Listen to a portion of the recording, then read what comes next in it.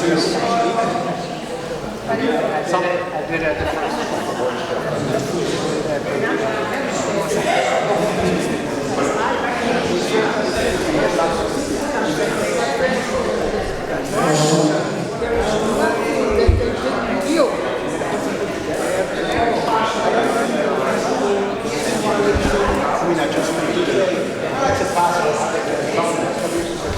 Welcome to the Siyum tonight, in a special presentation. Special welcome to our guest of honor, Reiss, Chalitza, the basement CRC, Rosh Yeshiva in Yeshivas, Rabbi Yitzchak. It's always an honor to have you with us. What a privilege it is to have Rabbi Reiss in our community. It's a valuable resource. Rabbi Reiss just finished a Zoom call a few moments ago, I believe, into New York. He was speaking at a Siyum as well, if I'm not mistaken. So other communities don't have the luxury that we do. He has to zoom into those conversations. A special mazel tov to all those present who studied Masechet Yevamos for the last 121 days. And know that this was quite an endeavor, and mazel tov to you, to your family members, your spouses and children and parents. This is quite an achievement. Any Siyum Masechta is an amazing achievement, particularly Yevamos. Say the hardest Masechtos, most difficult Masechtos are the ones, the Ani, the impoverished one, the Erevin, Nida, and Yevamos. And this one begins, the first 30 daf, I believe, are designed to scare away someone who gets easily confused by multiple family relationships. But once you get knee deep into it, it's one of the most phenomenal, most enlightening, and most important Masechtos, both in terms of the subject matter, the Yevama of Yibum and Chalitza, but also in terms of some of the larger, more frightening shilas that come up from time to time that Rabbi Reiss, along with Rabbi Schwartz, Zatzal, had to deal with. In the most recent dafim deal with the question of Mayim She'en Lem Sof, a water that has no end to it. What happens when a couple goes overseas and the man doesn't come back and nowhere to be seen? Can we rely upon testimony that someone has passed away, Rahman al-Islam or not? And the question of freeing up potential laguna is a large matter that Rabbi Bava, Rabbi Akiva, and others dealt with, the Dvarim, Daryoshim, Berumo Sha'olam, the great matters. We never imagined, this is a shaila that we've had to deal with both after the Shoah, after 9/11, to the building collapse in Florida. We never imagined. Usually we talk about, Rabbi Rakefet points out that usually when we talk about an aguna in the time of the Gemara, it's a God-made situation, a tragedy, a war, some sort of major event. Bisman Hazeh, we talk about aguna as a man-made tragedy also. But once upon a time, aguna was not a man-made tragedy. And so this is really one of the subject matters. But with all of the turmoil, the confusion, the stakos have to resolve, Masechta always finishes off on a high note. The notion that the role of Talmidei Chachamim, whether it's the struggle that's happening at the end of the Masechta between Rabbi Akiva and Yehuda ben Bava, or others, is the goal is to resolve these stakos, to resolve these doubts, and ultimately to bring peace to the world. And the Masechta finishes with Chol Banayach B'Milei Hashem, Rav Shalom Banayach, that the job of Talmidei Chachamim is to bring peace into the world. Now, to make the hadran on the Masechta and then afterwards to present about this very important and fascinating halachic topic, Rabbi Yonah Reiss.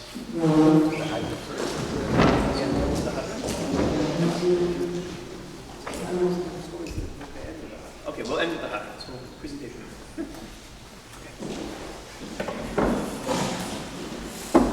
Thank you very much, Rabbi Gelman.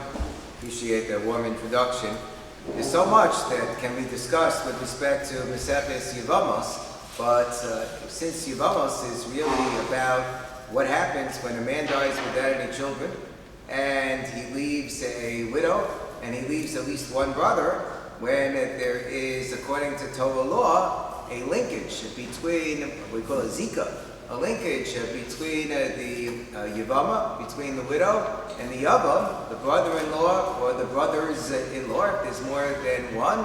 And in order for that linkage to be broken, you need to either perform the act of Yibum, which is if the sister-in-law, widow, will marry the brother-in-law Yavam, and that thereby the brother-in-law will step into the shoes of his deceased brother to help to rebuild the home that became severed at the time of his brother's death. Or if Yibum is not performed, then a Chalitza would need to be performed. The Chalitza is, as the Torah describes it, the taking off of a shoe by the sister-in-law from the brother-in-law's foot. It could be, if there are multiple brothers-in-law, then typically the mitzvah of the Gadol Yavim, it's really the oldest brother that should perform the Chalitza, have the Chalitza performed upon him. But really, any of the brothers can perform this particular task. And when the sister-in-law takes off this shoe, this special shoe, from the brother-in-law's foot, so that severs the relationship, and thereby the sister-in-law is permitted to remarry, to marry somebody else, what we call somebody else in the marketplace, somebody else in the available dating market who is not a brother-in-law. So since that really is the major motif of Maseches Yevamos, I figure I'll do some sort of a demonstration so we can see how these things are done. Very complicated to do a Yibum demonstration. So, for that reason, and also the fact that we do not do Yibum nowadays in the Ashkenazi community, so I'm going to focus on Chalitza. Why is it that we don't do Yibum nowadays in the Ashkenazi community? So this is based on the opinion of Rabbi Tam. Rabbi Tam, Maseches Yevamos, points out there's a Gemara that says that originally there was an assumption that the mitzvah of Yibum is kodemis the mitzvah Chalitza. If you have a choice which mitzvah to perform, we always would favor that the brother-in-law would rebuild his deceased brother's home and perform Yibum and marry the sister-in-law. But then came along Abba Shaul. Abba Shaul was one of the Tanoim, and he said we have to reverse the order and we have to say mitzvah Chalitza kodemis the mitzvah Yibum. It's better to perform Chalitza than Yibum, because normally to marry a brother's wife is an incestuous relationship. It's an Issa Kares. There is a divine death sentence that's imposed upon somebody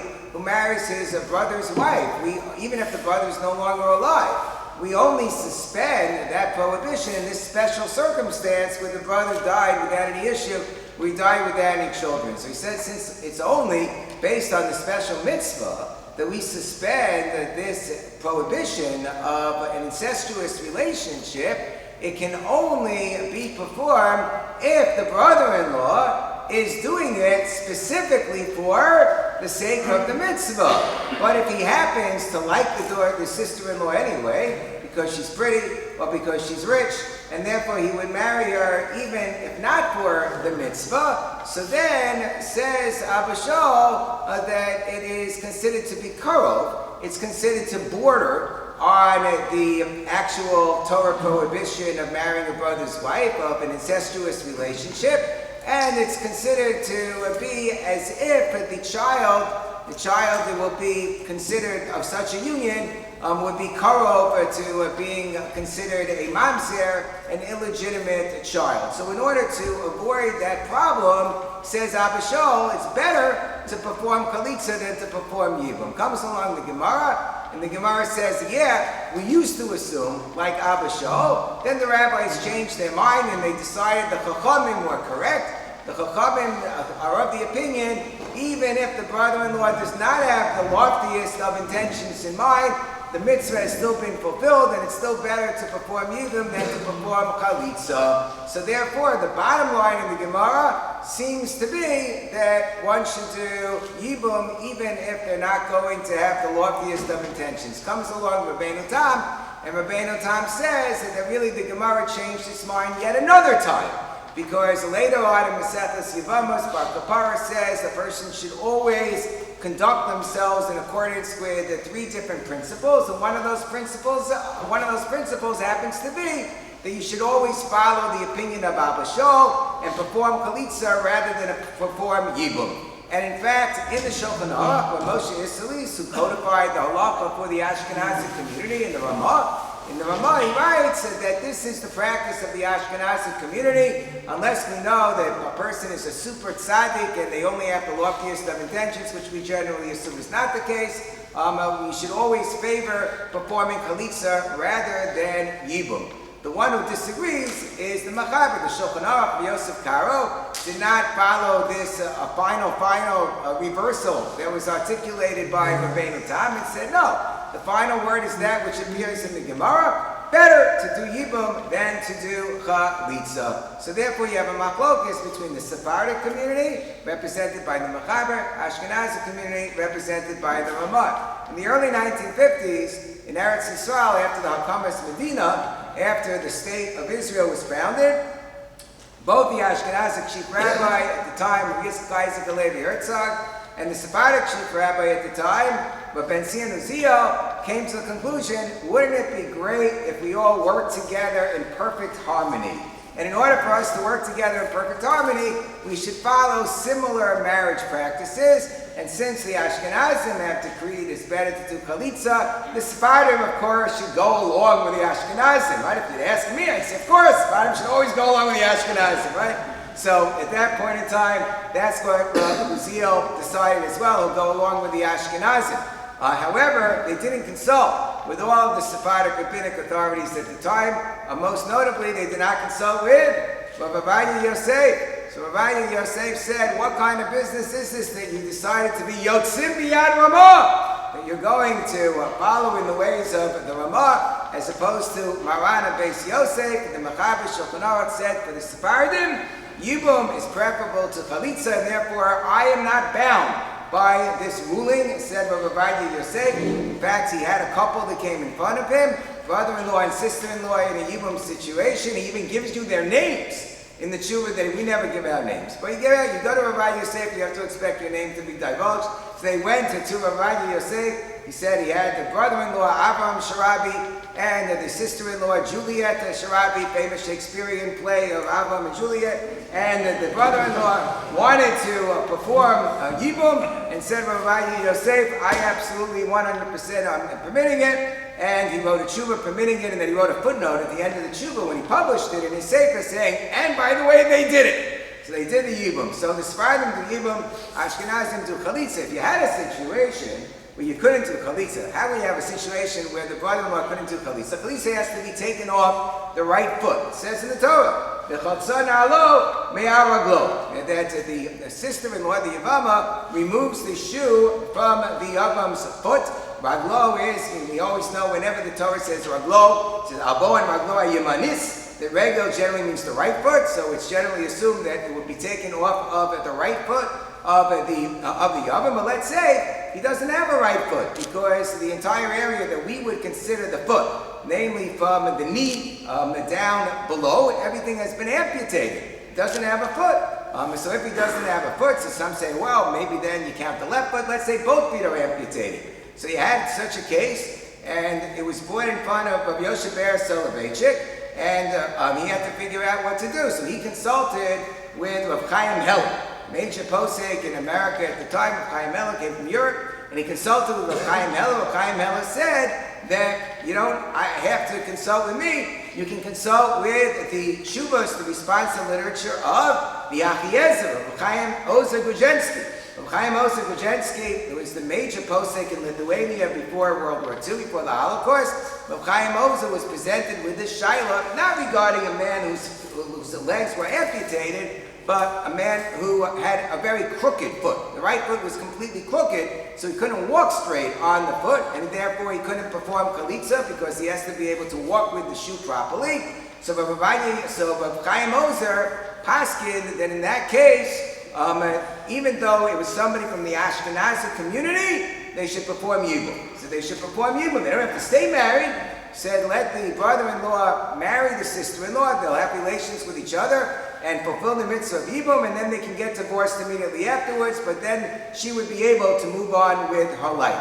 So I have never seen a situation like that, but I have seen other interesting situations in the past 24, 25 years that I've been involved in the Beis Din world. So I have presided over, with obviously the help of very good mentors, I presided over 23 chalitzas. During this period of time, people ask, does chalitza ever happen? And it doesn't happen that commonly. Thank God more couples have children nowadays, and you have people living longer, so you don't have as many chalitza situations, but it does come up. We were discussing before, Rabbi Gelman mentioned the Aguna cases after 9/11. What people don't realize is that in addition to the Aguna cases after 9/11, when men were cut down in the prime of their lives, and their remains could not be identified, and we had to figure out how to make a determination of death so that the wives of the widows would be permitted to remarry, we also had chalitza situations, because since the men died very young, in at least a couple of cases, they did not yet have the opportunity to have any children. In fact, there were 4 cases. This is a remarkable thing, remarkable statistic, because we only had about a dozen cases that we dealt with. I mean, a dozen is a lot. But of those dozen cases, 4 of the cases involved couples who had children, but where the wife, the widow, had the couple's only child, either in the weeks right before 9/11, in one case it was just 5 days before 9/11 that their only child was born, or in the weeks and months following 9/11, where the widow was pregnant at the time of 9/11 when her husband was cut down by the terrorists, Yimak Shemam Mizichonam. And therefore, there was no need for chalitza in those cases, but just barely, because the couple really only had one child who was born around that time. And in those cases, we had to apply a different halakha, which is in Masechus Yevamos, which is called Meuberes Kaveru, Meinekes Kaveru, that one is not allowed to marry a woman who's either pregnant with another man's child or is nursing another man's child. You have to wait 2 years until after the child has been born before the widow is allowed to remarry. So we had to build that into our determinations, that there had to be a 2-year waiting period based on the principle of Meinekes Kaveru, or nursing mother. We're not going to get into that sugya because we don't have the time for it. But in 2 of the cases, there were no children who were born. The wives were not left pregnant at the time of 9/11, and we had to actually perform a chalitza. In the aftermath of COVID, we had one COVID case where tragically a man died young based on having COVID and didn't have any children, and we had to perform chalitza in the aftermath of a COVID case. So we've had a number of very, very tragic situations of COVID that have occurred over the years. We had a case of a woman who converted to Judaism. She married somebody a few months later. Then a year later, the man unfortunately took his own life. And she was this young convert, didn't have a chance to have any children yet, and suddenly required a chalitza from her brother-in-law. We had a case of a man who was very ill and barely able to walk and to put on a shoe for purposes of chalitza altogether, and he was about to go for a very lengthy round of treatment in the hospital, and he was only available on one day to perform chalitza. And the rule is, you're not allowed to perform chalitza if the widow is pregnant, even if the child's not going to be viable. So you'll say, well, it's good she performed chalitza because she needed the chalitza. Nonetheless, we paskin like Reiss in the Gemara that the chalitza would be null and void. How do you know if the woman's pregnant right after the husband died? Maybe she's pregnant, we don't know about it. So you have to wait 3 months. You have to wait 3 months. So you can't do chalitza until the 92nd day. If you count the day of death as day 1, the day of chalitza is day 92. You're not allowed to do it before the 92nd day. If you did the chalitza before the 92nd day, even if it turns out that the woman is not pregnant, nonetheless the Ramah quotes an opinion that the chalitza is considered to be a completely invalid chalitza. An invalid chalitza, chalitza psula, is not something that you want, because if there are multiple brothers, it means when you do the redo of the chalitza, you have to go do it with every single one of the surviving brothers. So you really want to avoid a chalitza psula. But here we had a man who was available, but he was only available exactly 3 months to the day from the day that his brother had died. And I had to go over the calendar maybe a dozen times. I counted with my finger, 1, 2, 3, 4, just to make sure it was really day 92 and not day 91, so that I wouldn't, chas v'shalom, be performing a chalitza psula. In this case, we wanted to make sure that it was a valid chalitza. We had a case where right after the Chalitza was performed, I saw the sister-in-law's family hand over to the brother-in-law an envelope. And I said, why are you handing over an envelope? So he said, because he only agreed to do the Chalitza if we would pay him off a lot of money. I said, I wish you had spoken to me before, and to anybody who learned the Daf Yomi, because they could have told you, Chalitza mutas kashera, that if you do a Chalitza and you fool the guy into promising him a lot of money and you don't deliver the money, the Chalitza is still a valid Chalitza. So I could have told you, you could have promised him all the money you wanted, but it still would be valid, even if you didn't give in the envelope. Then I had a case where there were 3 brothers, and none of them wanted to perform Chalitza because they hated the sister-in-law. They blamed the sister-in-law for being such a henpecking wife that she drove their brother to a premature death. So they felt that they had to save the rest of the world from this woman. Why should they free her to marry somebody else? They didn't want to perform the Chalitza. So 2 of the brothers lived far away. One of them lived in our area, and he was a Talmud of one of my friends who was a Rebbe. I won't say where. My friend was a Rebbe, and this fellow was a Talmud in his shir, and he was refusing to do the Chalitza, and my friend was trying to figure out what to do to convince him to do the Chalitza. So it turned out this fellow was going out seriously. He was dating some girl seriously and wanted to get engaged. I pointed out to my friend, if you look in the laws of Chalitza and Yibum in the Shulchan Aruch, so the Ramah Paskin said that if there is a linkage between the sister-in-law and their surviving brothers-in-law, and one of them is not married, let's say, so he's not allowed, we don't allow him halakhically to get married until he severs that linkage with his sister-in-law. He's not allowed to get engaged. So therefore I pointed out that this fellow won't be allowed to get engaged. Nobody's going to be Masada Kiddushin if he has a sister-in-law who requires Chalitza. So once my friend pointed that out to the Talmud, he said, I guess I have no choice. It was more important to him to get married than to cause this other woman to suffer for the rest of her life, as important as that was. So therefore, he performed the Chalitza. So we had a lot of very, very fascinating situations. There was one case in which I did not perform the Chalitza, but one of my chaverim in the Beis Din of America in New York performed the Chalitza a couple of years ago, where the brother was the surviving brother was not a right footy. He was a left footy. How can you tell if the person's a right footy? So when they come for you ask them on the phone beforehand, obviously. When they come for the Chalitza, you ask them to kick the shtender, kick the chair. So most people, even if they're left-handed, they're going to kick with their left foot. Most people are right footies. They're going to kick it with their right foot. But this particular fellow, he would work forward with his left foot, and he would kick with his left foot. He was a real left footy. So in such a case, there's a big machlokas. Do we still say that everybody is supposed to use their right foot for a chalitza? Or if a person's a left footy, maybe they should use their left foot. In such a case, you have to do 2 chalitzas. You have to do one chalitza with the right foot, with a right shoe, and then another chalitza with a left shoe. We didn't even have a left-footed shoe. So they had to order one from Baltimore, and they sent in this left-footed shoe, and they had to do 2 chalitzas for this individual. Then we had a case, and then I'll show you exactly how it's done, but we had a case, really sad case, where a certain question that was raised theoretically became true in practice, and you could see how it could become true in practice. The theoretical question is, what if a man dies and he didn't have any children? Okay, so then the wife has to do chalitza. But what if he left zera? He left zera, but then he left some of his seed behind. He had to go for chemotherapy treatments, and the doctor said, you're not going to be able to have children afterwards, even if you survive, so I recommend that you put you cryo back some seed, and then that seed can be used to impregnate your wife afterwards to have children. So if the man survives, then that could be done. If the man doesn't survive, so it's probably not going to be done. So what happens if that seed would be used after the man died, where the woman wasn't even pregnant at the time of death, and then the child is born 5 years later? Would that exempt the widow from chalitza or yibum, even though the child is born 5 years later? It's a big machlokas. I could give a long shir on it, we don't have time.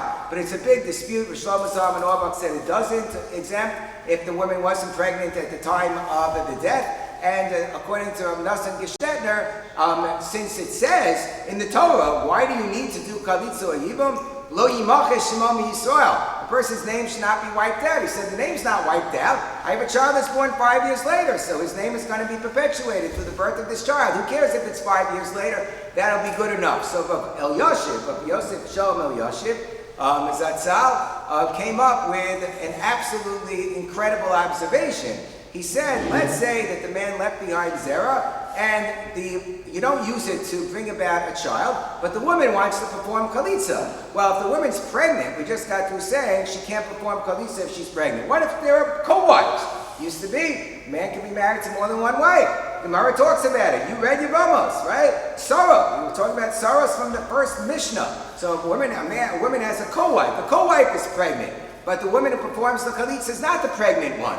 Do we say that Chalitza is valid? We say no, because as long as some wife is pregnant, so it's considered like they're all pregnant. So Rabbi Yasha said, what difference does it make if I have a co-wife who's pregnant, or if I have some seed of this man that's sitting around, being cryoback, that's as if the woman is pregnant. Therefore, as long as the seed is around in this world, she'll never be able to perform Chalitza. She'll be stuck forever, unless a child is born through that seed. And then Rabbi Yashiv makes it sound like maybe that would be good enough, and others, Talmidim of Rabbi Yashiv, said no, he wasn't sure, it might not actually exempt her either, but at least then if she did Chalitza, the Chalitza would work at that point in time. So we had a case where, unfortunately, this case scenario played out. There was some seed that was left over. The woman wanted to perform a Chalitza, but she didn't want to destroy the seed. She didn't want to destroy the seed because it had sentimental value, obviously, and maybe she would want to use it in the future. She didn't want to reserve her options. So the question was, do you have to worry about this opinion of Rabbi Yashiv, or do you say, no? In the case where a woman's pregnant or a co-wife is pregnant, it's not mechus ha'maaseh. Somebody is pregnant. Here, the zera, the seed is just lying around. We don't say if seed is just lying around in somebody's sheet, that would mean that the widow can never perform Chalitza. It seems like a tremendous chiddush, a tremendous innovative idea that Rabbi Yashiv had. So Rav Asher Weiss Paskin, Rav Hershel Shechter Paskin, that they felt that as long as nobody was pregnant with the seed, even if the seed was around, it should not prevent the widow from performing Chalitza, so she perform the Chalitza. Rav Shechter just said, if she ever wants to get married to one of the Talmidim of Rabbi Yashiv, she would have to disclose this. But otherwise, that was an unbelievable modern-day situation that you could not have, dreamt about, years ago. So anyway, how is the Chalitza performed? The Torah says the Chalitza consists of really three different steps. There is the Kriya. There are certain psukim that are read, certain verses that are read. The sister-in-law says about the brother-in-law, Lo Abba Yami, doesn't want to perform Chalitza. He says, Darn Tunin, Lo Kapasi Lekachta, I don't want to perform, he doesn't want to perform Yibum. And then he says, yes, that's right, I don't want to perform Yibum, Lo Kapasi Lekachta. And then after that, there is the only part of the ceremony which is absolutely indispensable, and that's the actual Chalitza, the actual taking off of the shoe. So if the Chalitza is performed, after it is performed, then there is a little bit of expectoration. You have to be especially good at expectorating. That the widow spits onto the ground in the presence in front of the oven. And then the last verse is recited, Kacha Yeselish, Ashelo Yibnes Beis Aviv, Vikari Shmo B'Yisrael, Beis Chalitza. Now, this is what's done to a man who's not going to step into the shoes, so to speak, of the brother to build his home, that we perform Chalitza on him. And that is basically the entire ceremony. So the shoe of the Chalitza says, it has to be a special type of shoe that's called a nal. There's a pasuk in Yechezkel that speaks about a nal, and alech tachash. That a nal is said to come from like a special animal called a tachash. It was used in the construction of the Mishkan. Therefore, we know it has to be made of leather. It has to be made of leather. Rabbeinu Tam says that we assume it was a kosher animal, so it has to be made from a kosher animal, and we're stringent for that view. It has to come from a kosher animal. It's a big machlokus that we don't understand in the Gemara about whether a nal is a minnow, like some type of regular shoe, or whether it's a sandal, whether it's a sandal. And it seems like a sandal is preferable to a minnow, but nowadays we don't have sandals, which I don't really understand. Should we have sandals? But I guess we don't have the type of sandals that they had in the time of the Gemara. So we use a minnow. We use a minnow, but it is built in certain ways like a sandal. It has very long straps, and it is made from hard leather, like a sandal is made from hard leather. And the Gemara in Yevamos says that it has to have chumarta. Chumarta are understood as clasps and loops. That might be the interpretation of shinsi, which is also mentioned in the Gemara, as some sort of a combination of clasps and loops, because it says chumarti in one girsa, so it sounds like it should be multiple clasps. So therefore, we have, at least 2 and a third one for good luck. So we have 3 such clasps. And the Torah says, that it has to be that it's me'al raglo, that it's from on top of the foot, which means it can't be me'al de me'al. It can't be that the shoe is taken off from like above the foot, like above the knee. So the whole thing has to be below the knee. But at the same time, we also have an additional layer of interpretation. Me'al de me'al means that we don't want there to be overlapping layers of the shoe. So we make holes on the back of the shoe so the straps can go into the holes, and we don't put the straps over the shoe itself, because that might be me'al de me'al. It might be having multiple layers of the shoe. And there's the Tosfos on Daf Kuf Beis Amud Aleph that talks about how you make a tight knot. As the Gemara says, that even though you have chumarta, it's important to also have misna, that you should also have straps. It seems like that is indispensable. You have to make it tight with the straps, so therefore the straps are very, very important to have the straps. And you have a tight knot which is made after the straps are wound around the shoe a couple of times to go over the sections of the holes of the gaps on the back of the shoe. And then you also, according to Tosfos, you make an aniva. You make a bow on top. Why do you make a bow? Because it's easier for the sister-in-law to undo a bow than to undo a very, very tight knot. So on top of the knot, you make a bow. So you have the knots and you also have the bow. Now it says na'alo. Na'alo sounds like his shoe. The shoe should belong to the brother-in-law. That's not really what the Gemara says, because the Gemara says, no, na'alo just means that it's b'midas raglo. It has to fit his foot, so it can't be too tall, too big, it can't be too small. We have at the Beis Din of America in New York what I call like a miracle chalitza shoe. It fits everybody's foot. It fits everybody's foot. Doesn't matter if the guy's a size 14, a guy's size 7, it fits everybody's foot. I don't know how that happens, but that's the chalitza shoe I have used for every single chalitza I have presided over. I brought that chalitza shoe to Philadelphia, I brought it to Boston. It just works with mamish, everybody is wonderful. The chalitza shoes that we have here at the CRC were imported from, at least the one that's in the case, in the Beis Din room in the CRC, was imported from Russia, from the father-in-law of Rabbi Schwartz, Sefer Tzadik Levacha, and it was used in Wilentz, Russia, and the Jews there must have had very, very small feet, because it doesn't fit anybody. But we also have this chalitza shoe, which also fits with difficulty my foot. I'm about a 9.5, 10. With tremendous difficulty I can get it on, but I can get it on. I'll show you, God willing. But if a person was a size 12, we would not be able to use this chalitza shoe. It has to be able to fit on the person's foot.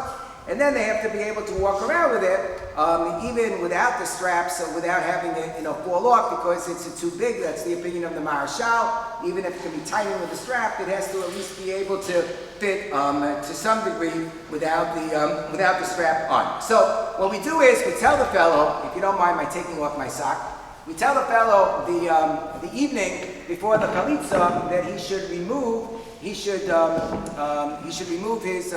shoes and socks at night and wash his feet very well, because it says me'al raglo, meaning the shoe has to be directly on the foot. You can't have some type of an obstruction between the foot and the shoe, so he washes it very well. And just to be on the safe side, I've done this a number of times, I have to go when I'm performing a chalitza and inspect his foot and to help to wash and clean it if I find kind of any dust particles. Sometimes pieces of the sock, end up between the toes. You know how it is.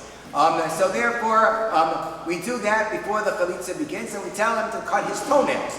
The sister-in-law is supposed to take off the shoe with her right foot, which is odd, because the Gemara says if she doesn't have, with her right hand, because the Gemara says that if she doesn't have a hand, or any hand, she can take off the shoe with her teeth. That's what the Gemara says. The Kedemis can take off the shoe b'shinel, but nonetheless the Yerushalmi says if she does have a hand, she should take it off with her right hand. So we ask her to cut her fingernails on her right hand and to take off any rings, so that she can use her right hand to take off the shoe.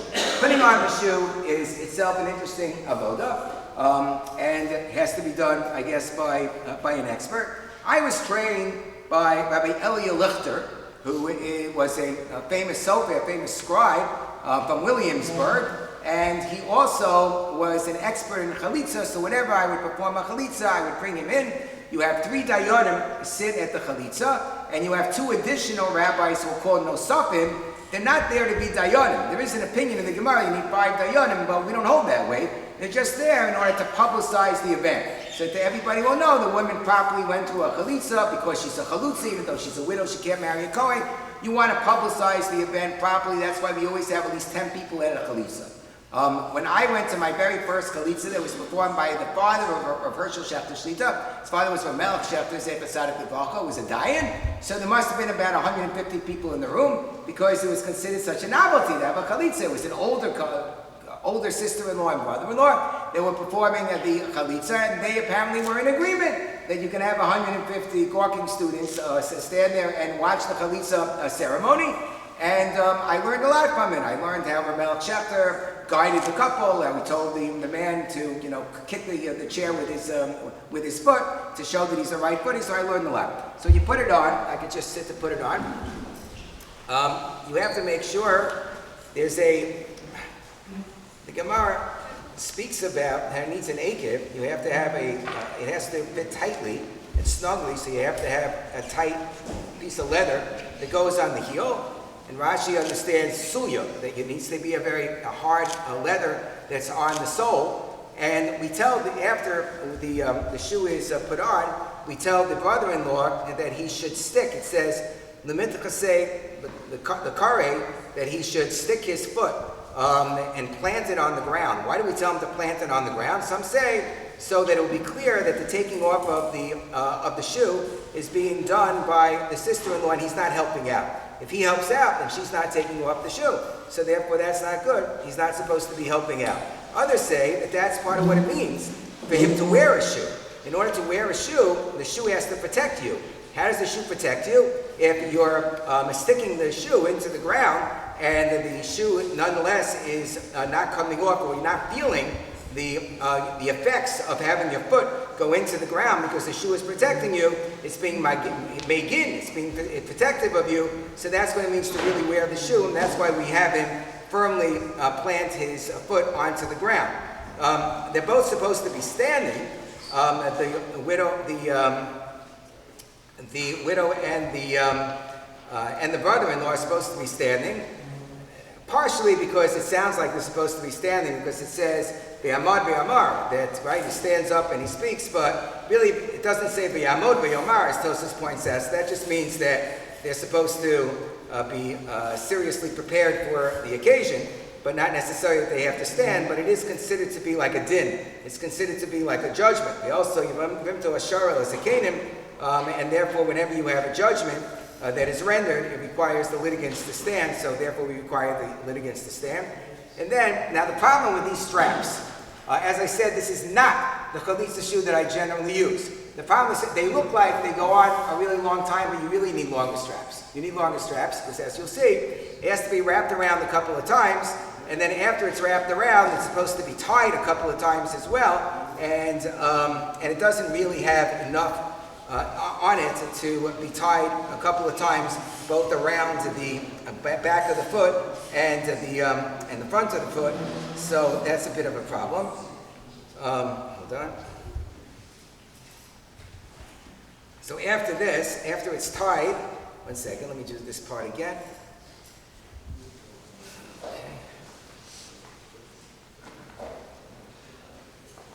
But they could change over the straps, right?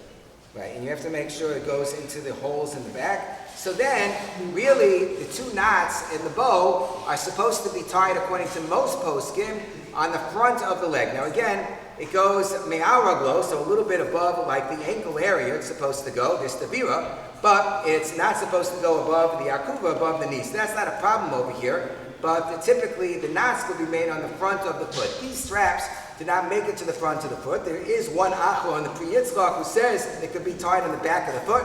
So for purposes of this demonstration, I have no choice but to rely upon the Pri Yitzchak because it's not going to extend to the front of the foot. But typically when we do a chalitza, we do it from the front with the knots on the front of the foot as opposed to the back of the foot. So here I have to make first a very, very tight knot. When Rabbi Lichter would guide me, so Rabbi Lichter would say, fast! So I thought I was taking too long, being very slow. So he'd say, fast! but really fast men make it tight. So the first knot is supposed to be tight. And then the second, hold on, let's do that. There we go. And then the second knot is supposed to be a little looser because remember the Yavama is going to have to take it off.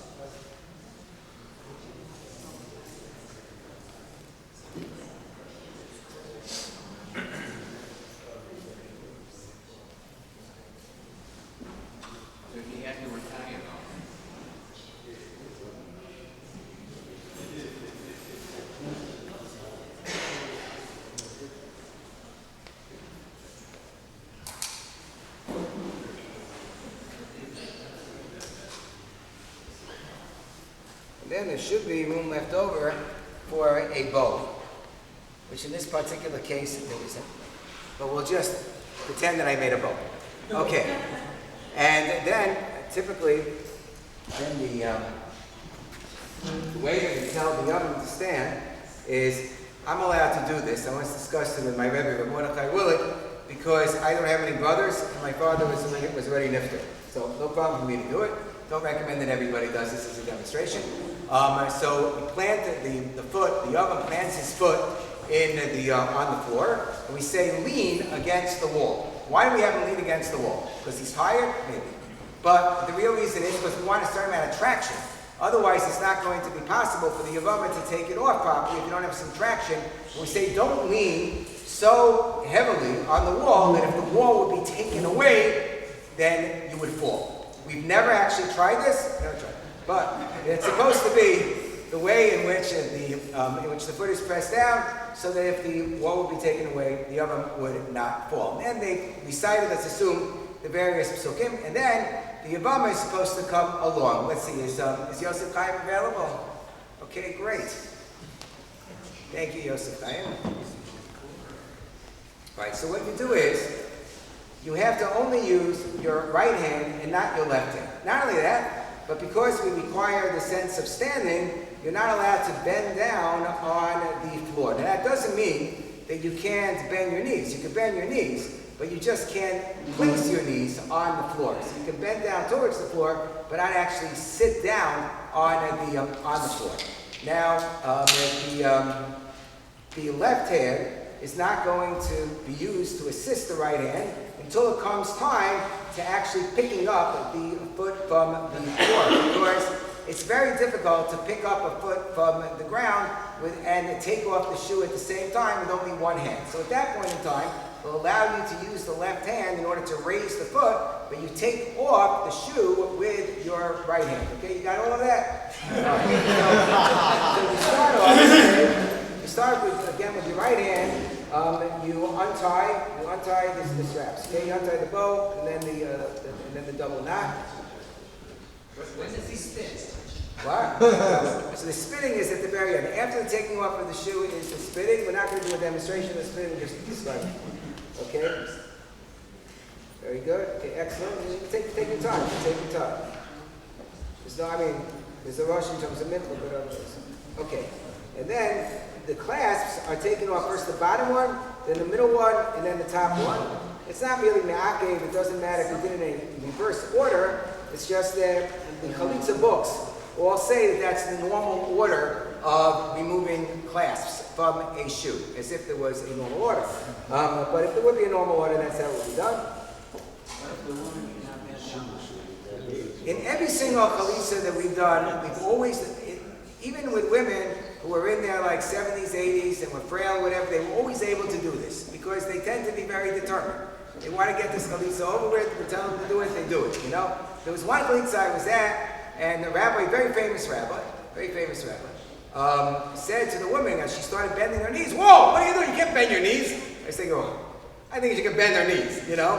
I mean, we don't require, like, you know, these incredible acrobatics and acoustics over here that she has to, like, you know, be able to touch her toes without bending her knees. So I said, I think the halakha is she can bend her knees. She's just not supposed to put her knees on the ground. He was molded. But, you know, so we don't make it, like, too difficult for her. Maybe he wanted her to have a sense of relief that we were going to actually let her bend her knees so it wouldn't seem so hard that she couldn't put her knees on the floor. That was probably what he had.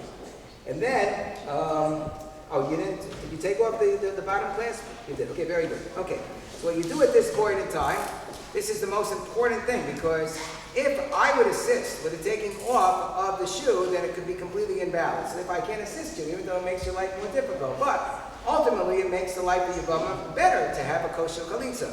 So with your left hand, you're going to lift up my foot. With the left hand, okay? With the left hand, you lift up the back of the foot, but not on the shoe, above the shoe. Above the shoe, yeah, you lift up the foot, okay? Good, and now with the right hand, you remove the shoe, and don't do anything with it after you remove it. I'll tell you what to do. You remove from the top ears, we call the yaznayim, okay, the flaps on the top. They all have flaps, okay? Which we make thin so that they don't cover too much, so not to be a me'al to me'al. That's why we don't have a tongue, okay? Good. You're doing good. With your right hand, that's good. With your right hand, okay? Remember to get the, okay, now hold on for a second. Show everybody that was a great job.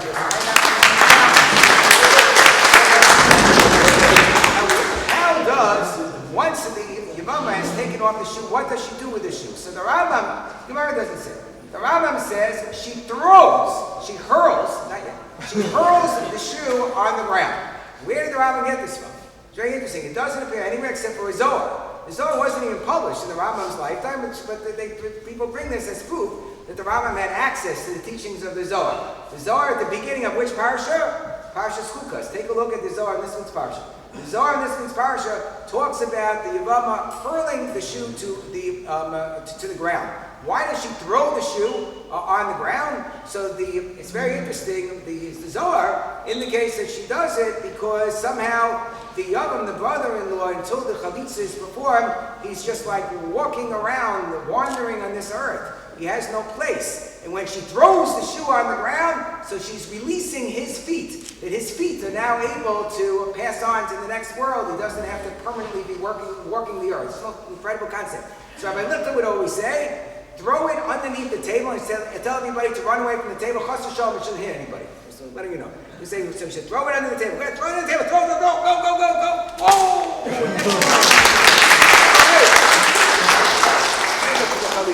So after that's done, then she expectorates in the presence of the Yavam. Why the expectoration? To show that maybe she's disgusted that he didn't do Yibum, even if she was happy that he didn't do Yibum, but that's sort of the concept. Or that he's a foreigner, he's a stranger to her. What do you do in front of strangers if you don't care about? Yeah. You spit in their presence. You don't care about spitting, embarrassing, you're degrading yourself in the presence and spitting in front of them because you have nothing to do with them. So I have nothing to do with you, I can spit in your presence. So that's the idea, so she spits in his presence. And then there is the recitation of the last recitation, in which she says, this is what we do. We call